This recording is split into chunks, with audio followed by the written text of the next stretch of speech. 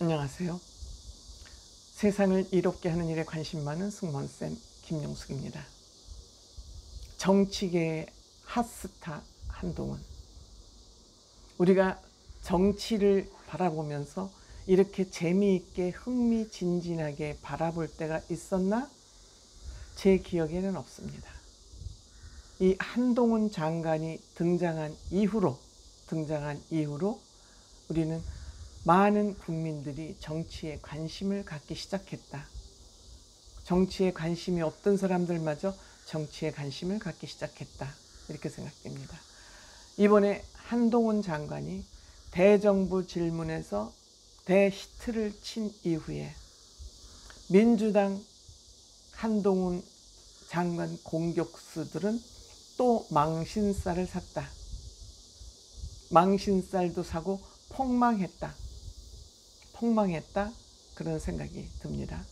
참고로 유튜브에서 한동훈을 치면은 많은 언론들이 이 유튜브를 제작해서 볼 수 있습니다. 제 영상을 보시고 그 유튜브를 보시면 혹시 참고가 되지 않을까 그렇게 생각합니다. 여러분들 다 아시다시피 대정부 질문은 국회 본회의장에서 하는 것은 종합적인 대정부 질문을 합니다. 그렇기 때문에 짧게 대정부 질문이 될 수밖에 없고 그냥 한 개의 주제, 몇 개의 주제로 질문이 끝날 수밖에 없습니다. 시간이 한정되어 있기 때문이죠. 근데 각 상임위원회라고 있지 않습니까? 그러니까 법무부를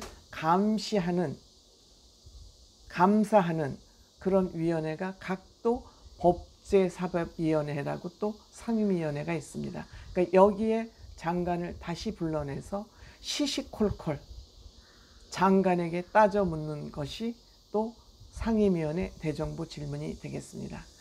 먼저 번에 한동훈 법무부 장관이 히트를 친 것은 대정부 질문이었고 이번에는 상임위원회 대정부 질문에서 또 민주당이 망신살을 하고 폭망했습니다. 한동훈 장관의 두 번째 승리죠. 국회 장관이 되고 나서 국회에 출석해서 거둔 두 번째 성공이라 할 수 있겠습니다. 뭐 대정부 질문을 성공 실패로 따지는 것조차도 우습습니다만 저는 이 민주당 의원들이 왜 폭망할 수밖에 없었는지에 대한 그 이유를 이번에는 제가 말씀을 좀 제 나름대로 분석한 걸 가지고 말씀드려 보려고 합니다. 우리가 정치하면 하도 싸움질만 하고 전문 용어만 쓰고 뭐 지들끼리 헤게모니 전쟁만 하고 정치 공학 얘기를 하니까 듣기 싫고 보기도 싫고 그러다 보니까 관심이 없습니다. 그러다 보니까 지네들끼리 엉망진창 다 해먹고 싸움질을 해도 우리는 알 길이 없죠. 다만 왜 이렇게 싸움질을 하고 왜 이들이 망했나라는 것을 제가 좀 잠깐 쉽게 말씀을 드려보면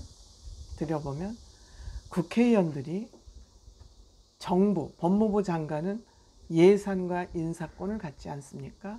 엄청난 힘을 갖는데 돈과 권력을 가졌다면 그 돈과 권력을 쓰는 그 기관을 국회의원들이 감사를 하려면 국회의원들이 이 장관보다 실력이 있어야 되겠죠. 실력이 없으면 노력이라도 해야 되겠죠.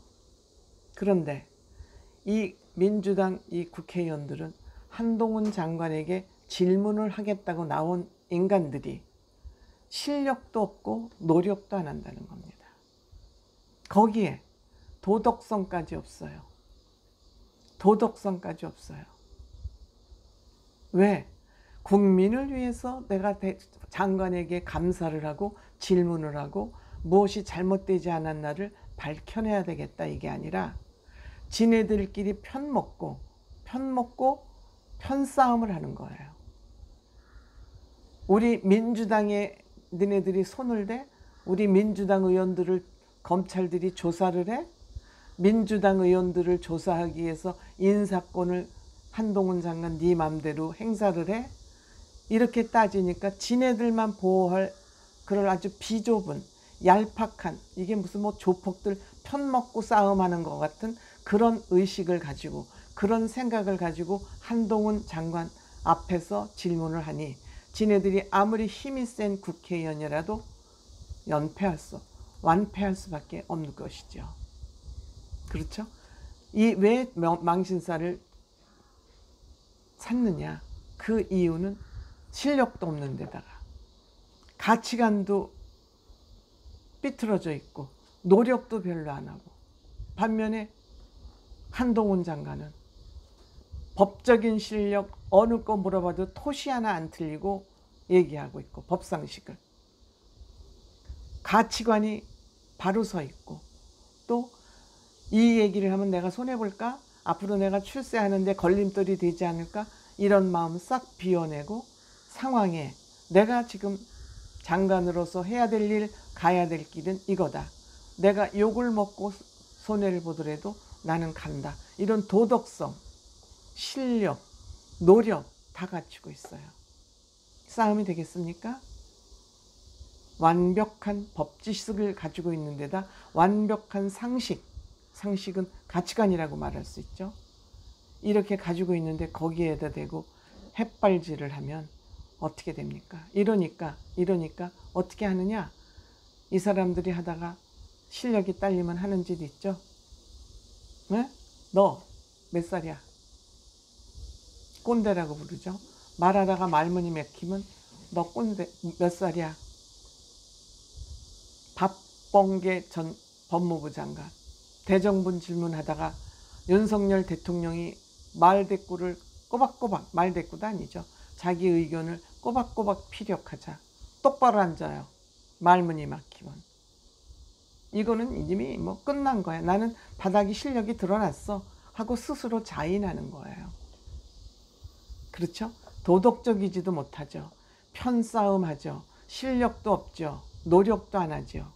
저희끼리 모여서 조폭처럼 양아치같이 편싸움할 생각만 하는데 어떻게 이깁니까? 그런 생각을 가지고 있으니까 어떻게 폭넓고 시야가 넓겠습니까?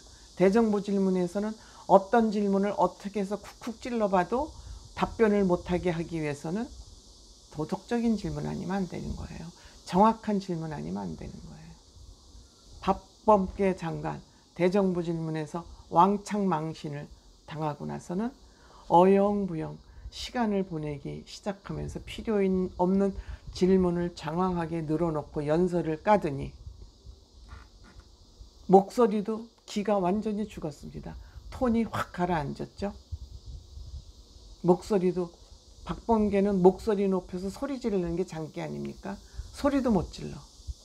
또 질문 주고받기도 자신이 없으니까 한동훈 장관이 답변하면 거기에 대해서 또 재질문을 하는데 그것도 안 되니까 쭉 내가 질문을 한꺼번에 할 테니까 적어놨다가 나중에 답변하면 주고받기는 안 하겠다 이거예요.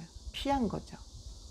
내가 질문 몰아서 할 테니까 메모했다가 끝날 때 답변해봐라. 이렇게 또 질문 방식을 또 야비하게 틀은 거죠. 실력 탄로날까 봐 나름대로 머리를 쓴 겁니다. 시선도 똑바로 못 봐요. 국회의원이고 전직 법무부 장관 했다는 사람이 시선도 똑바로 못 쳐다보더라고요. 불쌍해 보였습니다. 그렇게 비굴해 보일 수가 없습니다. 그 다음에 또 뭐 김남국, 참 젊은 사람들이, 젊은 변호사라는 사람이 이렇게 나쁘기도 힘들다, 이렇게 삐뚤어지기도 꼬이기도 힘들다, 계속 소리만 지르다 끝났어요. 최강욱 의원 쪽도 못 썼어요.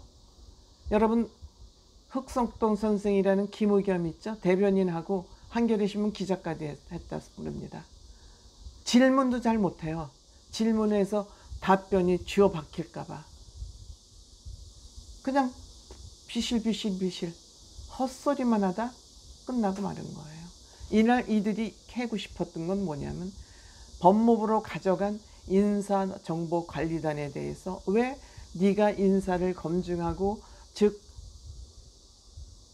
국민의힘 아니 민주당의 국회의원이나 민주당 관련자들을 조사할 그런 사람들을 왜 네가 임명권을 가져가서 네 맘대로 하느냐, 이걸 따지고 싶었던 거죠. 그러니까 한동훈 법무부 장관은 그 인사 권한을 대통령실에서 가지고 있었는데 그 대통령실에서 주먹구구식으로 밀실에서 하던 인사를 법무부라는 투명한 곳으로 옮겨와서 투명하게 인사 검증을 하겠다고 그러는 거다.